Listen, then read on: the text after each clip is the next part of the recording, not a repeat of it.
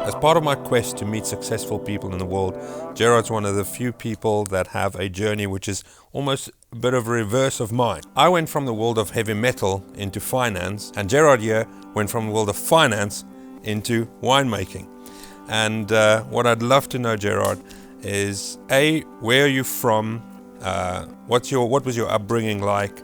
How did you get into the world of finance? And then finally, how did you make the segue into the world of winemaking, wine farm? How did you get from the UK to South Africa?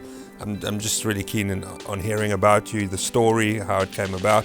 So without further ado. Well, it all started in Bolton in Lancashire. Okay. Where I was born, eldest of 4 kids, and grew up in a typical working environment. Both parents were working, kind of a year ahead of my time, all the way through school, and was lucky through that process to get a lot of exposure to different things. So they had a very good music program. I played the trombone, I played the double bass, I sang in the choir, played rugby. Position? I was second row, okay, of course, and just did lots of different things, and it was a really good broad schooling base. But I got halfway through my 6th form and decided it's time to think about university, and so it had to be engineering, and went hunting around for university places and decided on London, and went to University College London for 3 years, where I had an absolute ball. And when I came out of university, it was right in the middle of a slump, and so nobody was hiring graduates. What year was this? That was 1984. Okay.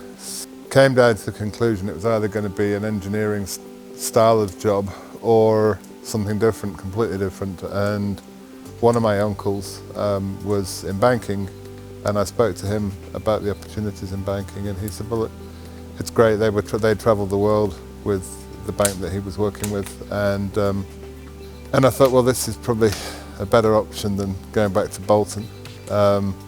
And I was sort of 20, 21 at this time. And then I saw an advert for Barclays, and I applied and got accepted after 5 or 6 interviews and a whole series of psychometric tests and whatever, and they decided I was a lunatic enough to join them. I started off doing that.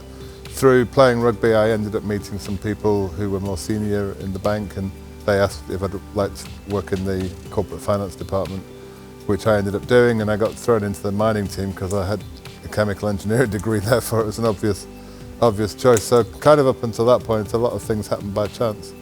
Finally got to go on my first trip after about 3 years in that part of the bank, and then went to Australia for a year to run a big project financing out there in my mid-20s. Came back just at the time that we were buying a commodity trading business. Worked around a combination of commodity finance and derivative finance, and figured out that we could hold our clients' hands right from the start of the process all the way through, and then they had a one-stop shop in terms of a sort of financial partner, and really started that business off. Got made a managing director at Barclays Capital when I was 31. Was one of the youngest managing directors at the time, and then really just worked like crazy and financed lots of transactions, got involved in developing lots of mines around the world. I was very much involved with sustainable development and how it impacted on the mining sector and how the finance community had a role to play. I got to a point early in my 40s, and I said, no, it's too much, I'm not doing it anymore. And I was lucky enough to have a few people who were interested to help me join their boards, and so I probably lined up 5 or 6 companies that I work with, including Norilsk Nickel in Russia, in Moscow, which is the biggest nickel producer in the world. And I was on that board for quite a while, which was interesting and exciting and dangerous at the same time. And then around that time, we decided to buy a house in Llandudno, near Cape Town. And where did the connection with South Africa come? So I'd been coming down here for quite a while, and Barclays bought a stake in ABSA, and I was involved in that transaction. So I'd spent a bit of time down here. I guess the first time I came to South Africa was probably 1992 or so. And loved the country. It was great territory for mining. The rugby's good, the food's good, the wine's good, and the people are pretty nice as well. So all in all, it made sense. Same time zone as Europe, and I used to come here every February for the mining in Darborough, and I was one of the opening speakers of that for about 15 years. So it was kind of a natural place to make a second home, and then very quickly we sort of thought, well, actually we can make it a first home. Migo developed his art gallery in Cape Town at the time. That became very successful, and so then that allowed me to be a bit more progressive with some of the work that I was doing.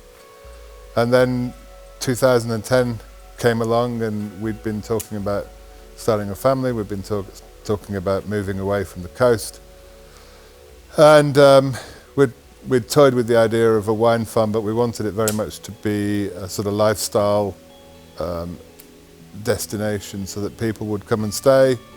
They would basically enjoy staying in a luxurious place that had be surrounded by art from the gallery. They would have great food, great wine, and be in a location which was absolutely stunning from a visual perspective.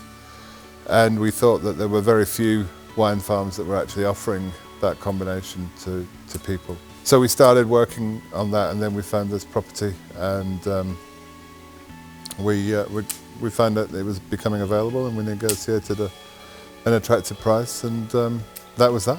And then all the hard work started. And I've been told by several people with wine farms that it's a bottomless pit. Is this true? Is there money to be made? I think you have to look at it in a different light to certain investments. So it's an investment that can consume a lot of money if you're not careful. As you know, I'm a big fan of various timepieces. What have you got on your wrist today? So this is a Big Bang from Hublot. This was one of the first Big Bangs that was produced. Okay. And they made it specially for me because I've got quite big wrists, and the standard bracelet they had wasn't really suitable for me. And they had this bracelet on a different watch, and I said, I want you to make one like that for me. And they did. So it's kind of a unique piece in that the bracelet and the face are not normally seen together. And I love how your rings talk to the watch on the other side. Sure, rose gold. No coincidences. And where did you pick this piece up? This was a present I got to myself after a particularly successful year, which I bought in Geneva. Very nice. At Hublot's. Hublot, yeah, very nice. Yeah, I've got a very similar way. Whenever I've done any big deal, I typically treat myself with a watch. Last question from me. A lot of youngsters will be looking at this and will be asking themselves questions with regards to where do I go in my life in terms of studying, career paths, etc. Would you say that your career path today in this world is one that should be chased in terms of the world of banking, in terms of the world of chemical engineering, etc.? Is that still the way to go if you had to give advice for any youngster? I'd almost turn that around, I think, and say to people, don't necessarily all jump into the same onto the same bandwagon as all doing a sort of BCom. I think there are too many people out there decide they want to have a career in business and think that the only way to do that is to get a commerce degree. And my sense is that produces too many Me Too type characters. And when I used to recruit for Barclays Capital, one of the things that I always looked for was somebody different. And I wanted a community of people that we were hiring who were bringing things other than just pure intelligence and common sense and a desire to be successful. I was looking for different skills, different experiences that people had. And I think those are much more important at the end of the day, that to have a workforce where you've got different backgrounds is way more important than having... Would you have hired me? Probably, yeah, probably. You'd certainly have stood out in terms of a CV. So I think going chemical engineering is a great degree in that it makes you think. It teaches you how to think. It really is a tough one. I think you've got to follow your passion. You've got to identify something that you really enjoy doing and be prepared to go and study and work hard at it, but also play hard as well at the same time and get lots of different experiences under your belt, and broaden yourself out as a person so that when you go into a working environment you can be identified as someone who can add value, whether it's talking to customers and being at the sharp end or working in the back office and making sure that everything runs smoothly and efficiently. Brilliant. Gerard, thank you so much for taking the time to speak to me tonight, and thanks for letting us stay this weekend. Cheers. Brilliant. Thanks a lot. Bye-bye, guys.